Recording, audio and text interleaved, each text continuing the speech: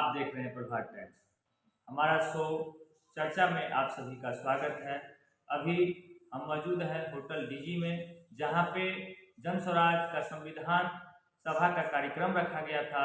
वहां आज हम बातचीत कर रहे हैं रोशन झा जी से, और आप सब लोगों को जानकारी के लिए बता दें कि भैया का सोच है कि बिहार में इंडस्ट्री होना चाहिए। बिहार में जो फैक्ट्री लगेगी तो यहाँ के युवा को रोजगार मिलेगा, वहाँ युवा को बाहर नहीं जाना पड़ेगा। इस विषय में हम भाई जी से बात करेंगे, इनसे बातचीत करते हैं और ये भाई जी हमको बताएंगे कि बिहार में कैसे रोजगार लाया जाएगा, कैसे बिहार को विकास के राह पे आगे बढ़ाया जाएगा। बिहार में सब कुछ हो सकता है, बिहार सब कुछ दे सकता है। तो आइए भैया से बात करते हैं और अधिक आप लोगों को जानकारी भैया के द्वारा दिया जाएगा। प्रभात टाइम्स में आपका स्वागत है। Thank you. बिहार में सबसे पहले बिहार में टैलेंट की कमी नहीं है। हम जो बिहारी जितने भी हैं बहुत टैलेंटेड पर्सन है। वो कहीं भी जाते हैं तो अपने छाप छोड़ते हैं। बड़ी बड़ी इंडस्ट्री में बड़े बड़े मैनेजर पे, बड़े बड़े ओहदा पे बैठा हुआ सारे बिहारी, ठीक है, जितने भी सिविल सर्विसेज हो या जो भी जहाँ भी हो, सब बिहारी अपने अपना कब्जा एकदम जमा कर रखा है। लेकिन संयोग ऐसा है कि बिहार में ही बिहारी को नौकरी नहीं मिल रहा है। अब बिहार में बिहारी को नौकरी कैसे मिलेगा? 1% पे तो काम नहीं चलने वाला है। 1% सिर्फ और सिर्फ 1% सरकारी नौकरी पूरा राज्य सरकार यदि दे दिया जाए, सब कुछ खोल दिया जाए, तो मैक्सिमम 1.5% पे ही खत्म हो जाएगा नौकरी। और जो 13 करोड़ जो लोग हैं उसको कहाँ से क्या करेंगे? तो गरीबी तो ऐसे ही रहेगी। तो गरीबी खत्म करने के लिए हम लोगों को आगे आना पड़ेगा, इंडस्ट्रियलिस्ट डालना पड़ेगा। यहाँ पे बहुत बड़े बड़े इंडस्ट्रियलिस्ट, सब जो इंडस्ट्री नहीं डाल रहे हैं, जिसका जो थॉट प्रोसेस है कि इंडस्ट्री यहाँ पे डालने से हमें बहुत नुकसान होगा, लाइट नहीं है, टाइम से लाइट नहीं मिलता है, टाइम से क्या बोलते हैं, लेबर हमारे पास में इतने हैं कि बाहर जाके वो मजदूरी करते हैं 10,000 12,000 रुपये पे। और यदि उसको बिहार के मजदूर बिहार में ही यदि 12,000 रुपये कमाएगा तो आप समझ सकते हैं कि उसमें कितना उसको बेनिफिट होगा। ना ही रूम रेंट देना पड़ेगा, अपने घर में रहेगा, सब कुछ उसको बेनिफिट्स यहीं पे मिलेगा। तो इसलिए मेरा ये कोशिश है कि जितने भी इंडस्ट्रियलिस्ट हैं, जितने भी इंडस्ट्रियलिस्ट जिस डिपार्टमेंट पे, हम व्यक्तिगत फार्मास्यूटिकल लाइन से हैं, तो हम तो ये कोशिश करेंगे कि फार्मा की यहाँ पे कंपनी एक शहर में कम से कम 400 से 500 आ जाए। बद्दी हिमाचल प्रदेश में 1000 फार्मा की कंपनी है और वहाँ पे हमारे करोड़ों बिहार के लोग वहाँ पे जाके मजदूरी कर रहे हैं। और उस मजदूरी पे वहाँ पे कितना उसको सर्वाइव करना पड़ रहा है, बिहारी के नाम से बुलाया जा रहा है। और हम बिहार में भी होके हम इंडस्ट्रियलिस्ट पैदा करें, डेवलप करें, जिसके लिए 3-4 चीज़ों पे ध्यान देना पड़ेगा। सबसे पहला, यहाँ पे जो ऋण है, लोन है, लोन इजिली प्राप्त हो।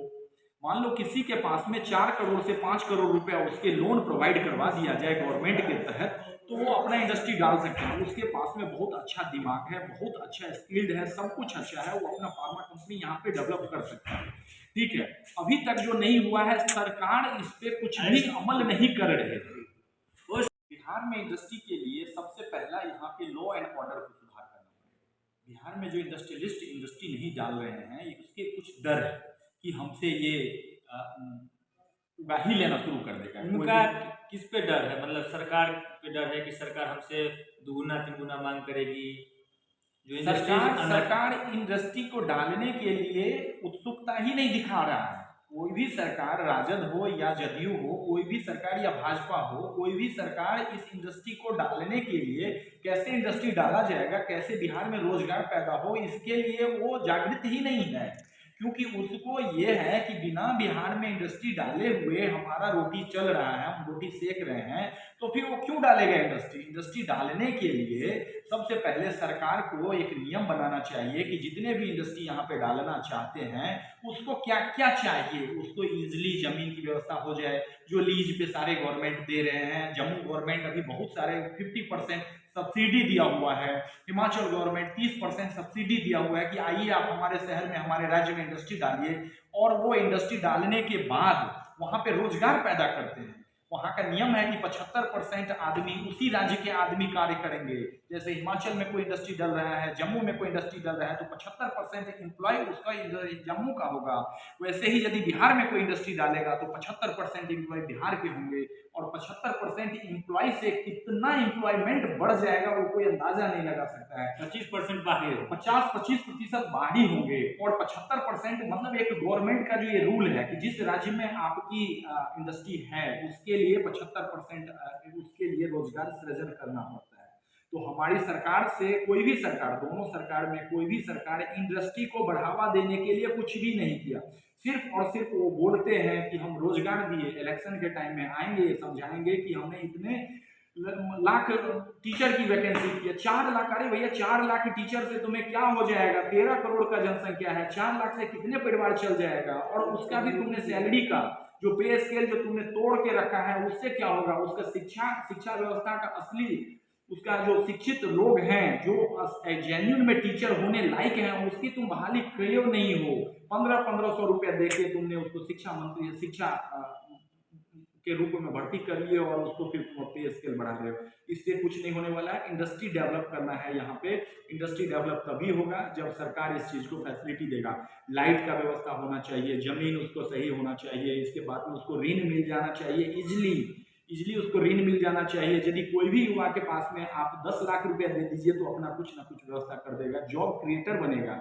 अभी हमारे जितने भी भाई बंधु हैं बिहार से बाहर जा रहे हैं वो जॉब ढूंढ रहे हैं, जॉब क्रिएटर नहीं बन रहे हैं, और जॉब देने वाले नहीं बन पा रहे, जॉब देने वाले नहीं बन पा रहे हैं। और जॉब देने वाले तभी बनेंगे जब यहाँ का व्यवस्था बदलेगा। जब यहाँ पे बिहार अभी तक में जब से हमारे 28वें पोजीशन पे चला गया है बिहार, और मैं आपको बता दूं कि हिमाचल में 2005 से पहले बिहार से वो पीछे था, लेकिन इंडस्ट्री वहाँ पे इतने तेजी से आगे गया कि हम बिहार वाले वहाँ पे जा के नौकरी कर रहे हैं। 10,000 रुपया में, 15-15 हजार रुपया में अपने माता पिता भाई बहन सबको छोड़ के हम चले जाते हैं हिमाचल नौकरी करने के लिए। क्यों?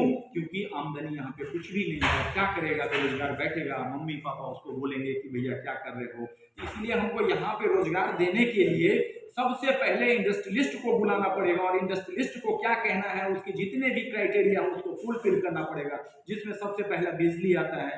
बिजली उसको सही से यदि मिल रहा है, टाइम से 24 घंटा यदि उसको बिजली का मुहैया कराया जा रहा है तो वो बहुत अच्छा है। इसके बाद में उसको लैंड का ऐसे भूमि तैयार किया जाए जहाँ पे इंडस्ट्री डाल दिया जाए। जैसे मधुबनी में हमारे पंडौल में इंडस्ट्रियल एरिया के नाम से डिक्लेयर है, एक भी फार्मास्यूटिकल कंपनी वहाँ पे अभी तक नहीं है।